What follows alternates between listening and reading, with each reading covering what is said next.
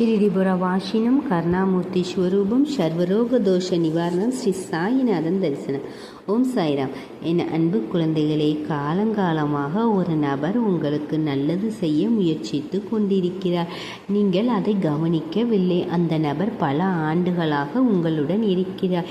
உங்கள் நன்மையை மட்டுமே விரும்புகிறார். அதுவும் உங்களிடம் இருந்து எதையும் எதிர்பார்க்காமல் அவர் இவ்வளவு காலமாக தண்ணீர் போல உங்களுடன் நடந்து வருகிறார். குழந்தை, நீங்கள் அதை கவனிக்கவில்லை. நீங்கள் யோசித்து கொண்டிருக்கலாம், பாபா எனக்கு ஏன் இந்த கஷ்டங்கள் வருகின்றன? நான் ஏன் எந்த தவறும் செய்யவில்லை, நான் எந்த பாவமும் செய்யவில்லை, நான் யாரிடமும் எதுவும் சொல்லவில்லை, நான் எந்த துன்பத்தையும் ஏற்படுத்தவில்லை, நான் ஏன் கஷ்டப்படுகிறேன்? இத்தனை பிரச்சனைகள் என்னை சூழ்ந்திருப்பதால் நீ ஏன் கஷ்டப்படுகிறாய்? குழந்தாய், நீ எத்தனை கஷ்டங்கள் எதிர்கொண்டாலும், நீ எத்தனை பிரச்சனைகள் எதிர்கொண்டாலும் அந்த நபர் உன் பக்கத்தில் இருக்கவும், இத்தனை வருடங்களாக உனக்கு தேவையான அனைத்து ஆதரவையும் உனக்கு வழங்கவும் நான் ஏற்பாடு செய்துள்ளேன். குழந்தையே, இத்தனை வருடங்களாக அந்த நபர் உன்னுடன் இருந்து உனக்கு நல்லது செய்து வருகிறார். உனக்கு எந்த கஷ்டமும் இல்லை. நீங்கள் என்ன சிரமங்களை எதிர்கொண்டாலும் அவர் தைரியமாக உங்களுடன் நிற்கிறார். நான் உங்களுக்கு நல்ல அறிவுரை வழங்கினேன், உங்களுக்கு தைரியம் சொன்னேன், முன்னேற உங்களை ஊக்குவித்தேன். அந்த நபரை நானே அனுப்பினேன். நீங்கள் எப்போதும் பாபா ஏன் இவ்வளவு சிரமங்களை எதிர்கொள்கிறீர்கள் என்று சொல்வீர்கள். நீங்கள் என்ன சிரமங்களை எதிர்கொண்டாலும் நீங்கள் அவற்றிலிருந்து வெளியே வந்தீர்கள். அது நான் அனுப்பிய நபரால் தான். அந்த நபரால் தான் நீங்கள் இன்று இருக்கும் நிலையை அடைந்து விட்டீர்கள். இல்லையெனில் நீங்கள் அந்த சிரமங்களில் சிக்கியிருப்பீர்கள். அது உங்களுக்கு புரிகிறதா? அம்மா, உனக்கு புரியலையா? நீ அந்த நபரை கூட கவனிக்கல. எனக்கு எப்பவும் இந்த பிரச்சனை இருக்குது, எனக்கு எப்பவும் இந்த பிரச்சனை இருக்குது. ஒரு பிரச்சனை போன பிறகு இன்னொரு பிரச்சனை வருகிறது. நான் பிரச்சனையில் இருந்து வெளியே வருவேனா இல்லையா அப்படின்னு எப்பவும் நினச்சிக்கிட்டே இருக்க. எப்பவும் கஷ்டப்பட்டுக்கிட்டு இருக்க. நான் என்ன தப்பு பண்ணினேன்? எனக்கு இந்த பிரச்சனை ஏன் வந்தது? உன்னை இந்த பிரச்சனையில் இருந்து வெளியே கொண்டு வர வழிகாட்டு. இந்த ஆபத்தில் இருந்து உன்னை மீட்டு விட எதுவாக இருந்தாலும் பாபா நீ கஷ்டப்படுற இல்லையா? குழந்தை, எத்தனை வருஷமாக ஒருத்தரை உன் பக்கத்தில் வச்சிருக்கிறேன்.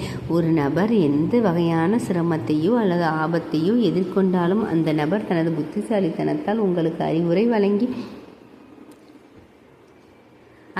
வழங்கி அந்த ஆபத்தில் இருந்தும் பல சிரமங்களில் இருந்தும் உங்களை வெளியேற்றுகிறார்.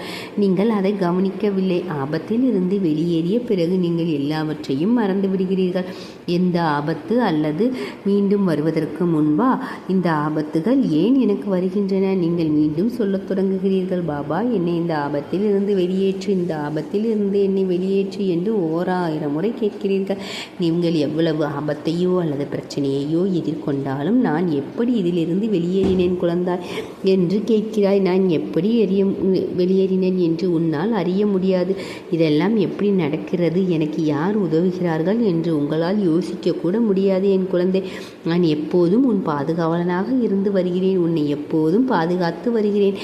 என் குழந்தை, யாராவது உனக்கு ஏதாவது நல்ல செய்தி சொல்லப்பட்டால் அவர்கள் கெட்டவர்கள் என்று ஒருபோதும் நினைக்காதே.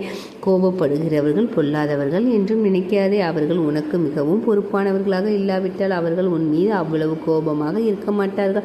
உனக்கு நல்ல எதிர்காலம் உண்டு என்று சொல்லி இது போன்ற விஷயங்களை சொல்ல மாட்டார்கள். எனவே கவனமாக சிந்தியுங்கள். இந்த சிரமங்களில் இருந்து எப்படி வெளியேறுவது என்று எப்போதும் சிந்தியுங்கள். துன்பம் உங்களுக்கு இழப்பை தருவது, வேறு எந்த நன்மையும் தராது. கடந்த காலத்தை மீண்டும் மீண்டும் நினைவில் கொள்வதில் எந்த நன்மையும் இல்லை. நடக்கவிருக்கும் எதிர்காலத்தை பற்றி யோசிக்க கூட வேண்டாம். ஏனென்றால் அந்த எதிர்காலம் கடவுளால் தீர்மானிக்கப்பட்டது. எனவே நாம் இப்போது இருக்கும் சூழ்நிலைகளை, நடக்கும் நாட்களை நாம் அனுபவிக்க வேண்டும். இன்றே நன்றாக சிந்தியுங்கள். நாளை முதல், அதாவது நாளைக்காக சிந்தியுங்கள். இன்று உங்கள் மனதை கெடுக்காதீர்கள். என் குழந்தை, கடந்த காலத்தை பற்றி யோசிக்க கூட வேண்டாம். உங்கள் மனதை கெடுக்க வேண்டாம். முதலில் குழந்தையே, ஒரு நபர் சில வருடங்களாக உன்னை பின்தொடர்ந்து வருகிறார் என்றும் உன்னுடைய சிறந்ததை விரும்புகிறார் என்றும் நான் உன்னிடம் சொன்னேன். அந்த நபர் யார் என்பதை இப்போது கண்டுபிடி. உனக்கு நல்ல வாய்ப்பு அல்லது நல்ல வார்த்தைகள் என்று அவர் பல வருடங்களாக உன்னிடம் சொல்லி வருகிறேன். அவரால் உனக்கு நன்மை மட்டும்தான் விலகும். செல்ல குழந்தையே,